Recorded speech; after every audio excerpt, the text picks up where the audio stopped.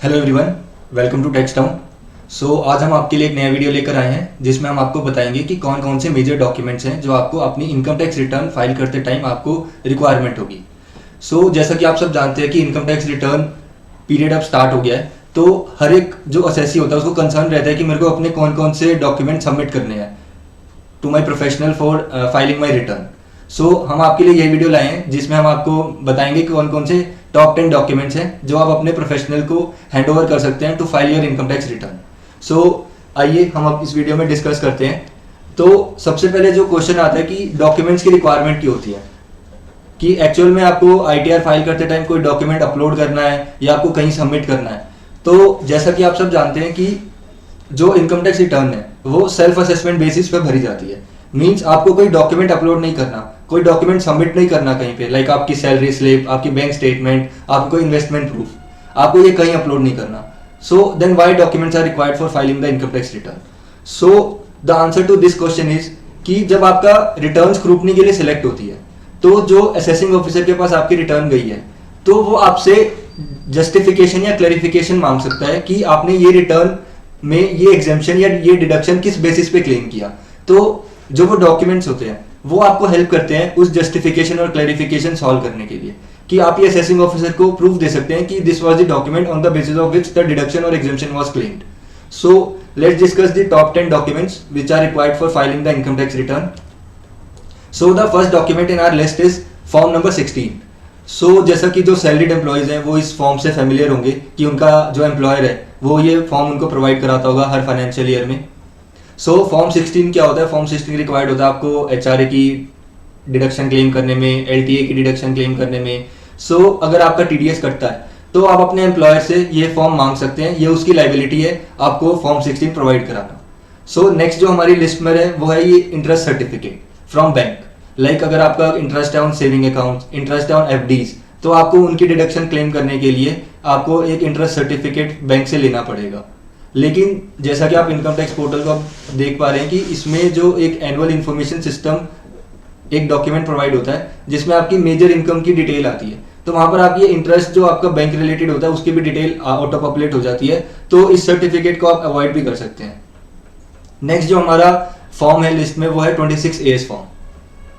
ये आपका क्या होता है? ये आपका टीडीएस जो पूरे प्रीवियस ईयर में डिडक्ट होता है उसकी रिपोर्ट होती है कि आपका किस किस बंदे ने या किस किस जो टीडीएस डिडक्टर है कितना टीडीएस काटा है। नेक्स्ट जो आपका जो डॉक्यूमेंट है वो जो रिक्वायर्ड है वो है आपका लाइफ इंश्योरेंस का प्रीमियम रिसिप्ट्स, या आपका ट्यूशन फी जो आपने अपने चिल्ड्रन के लिए ट्यूशन फी पे करी है स्कूल में तो उसकी रिसिप्ट्स। ये आपको हेल्प करेगी एटीसी की डिडक्शन क्लेम करने में। नेक्स्ट है अगर आपको एटीडी की डिडक्शन क्लेम करनी है, जो हेल्थ रिलेटेड डिडक्शन होती है, उसमें आपको अपने हेल्थ इंश्योरेंस के जो प्रीमियम रिसिप्ट होते हैं वो आपको सपोर्ट करेंगे ये डिडक्शन क्लेम करने में। नेक्स्ट है अगर आपको एटीजी की डिडक्शन क्लेम करनी है जो हमारी डोनेशन की होती है, तो उसमें आप जो जिस इंस्टीट्यूशन को डोनेशन दे रहे हो वो आपको डोनेशन रिसिप्ट देगा, वो आपको संभाल के रखनी है to claim the deduction under eighty G. अगर आपको एटीजीजी की डिडक्शन लेनी है रिगार्डिंग द हाउस रेंट, तो जो आपने ओनर को रेंट पे करा है उसकी रेंट रिसिप्ट्स होंगी, वो आपको संभाल के रखनी है to claim deduction under this section. Next जो हमारा लिस्ट में है वो है कि अगर आपको जो आपने इंटरेस्ट पे करा है होम लोन पे, तो आपको उसकी डिडक्शन मिल जाती है 24B में। तो अगर आपको उसकी डिडक्शन क्लेम करनी है तो आपको इंटरेस्ट सर्टिफिकेट लेना पड़ेगा अपने बैंक से कि मैंने इस पूरे प्रीवियस ईयर में इतना इंटरेस्ट पे करा है ऑन होम लोन, तो उसकी डिडक्शन आप इजीली क्लेम कर पाएंगे 24B में। इसकी मैक्सिमम लिमिट है 2 लाख रुपीज। आगे हम बात करते हैं रिगार्डिंग कैपिटल गेन।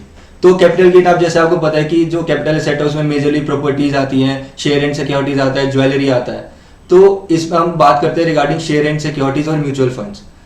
जैसा कि आपको पता है कि अब इन्वेस्टमेंट इन स्टॉक मार्केट जो ट्रेंड में है, तो हर एक का अपना डीमैट अकाउंट होता है किसी ब्रोकर के पास। तो जो डॉक्यूमेंट्स है आपको जो कैपिटल गेन कैलकुलेट करने में यूज होंगे वो मेजरली डॉक्यूमेंट होंगे स्टेटमेंट ऑफ P&L या कॉन्ट्रैक्ट नोट। ये दोनों डॉक्यूमेंट आपने जिस ब्रोकर के पास डीमैट अकाउंट खुलवाया है वो इजीली उसके पोर्टल से आप डाउनलोड कर सकते हैं और अपने कंसल्टेंट को दे सकते हैं to calculate the capital gain. इसमें वो फर्दर कैलकुलेशन होती है कि आपका लॉन्ग टर्म कैपिटल गेन है या वो शॉर्ट टर्म कैपिटल गेन है, वो आपके इन्वेस्टमेंट पीरियड पे वेरी करता है। नेक्स्ट आता है आपका capital gain on property. Property related जो डॉक्यूमेंट्स होते हैं, लाइक आपका जो एग्रीमेंट होता है, तो वो आपको हेल्पफुल करेगा कैलकुलेट करने में capital gain, whether it is a short term और अ लॉन्ग टर्म। और आपके अदर रिलेटेड एग्जेम्प्टिव डॉक्यूमेंट भी सबमिट करने पड़ेंगे कि ताकि अगर आपका केस दोबारा स्क्रूटनी में आता है तो आप उनको वेरीफाई या क्लैरिफाई कर सके कि हमने deduction on the basis of this document हमने क्लेम करा है। सो लास्ट जो डॉक्यूमेंट हमारी लिस्ट में है वो है आधार कार्ड। जैसा कि आधार कार्ड 1 अप्रैल 2019 से मैंडेटरी कर दिया गया है, तो आपको जो इनकम टैक्स रिटर्न है उस पर आपको अपना आधार कार्ड नंबर मेंशन करना कंपलसरी है। तो अगर आपके पास आधार कार्ड नहीं है और आपने आधार कार्ड के लिए अप्लाई करेगा तो आप अपना एनरोलमेंट नंबर भी अप्लाई उसमें मेंशन कर सकते हैं। So thanks for watching our video. We will be posting more informative content related to income tax and GST. So please like and subscribe our channel. Thank you. Have a nice day.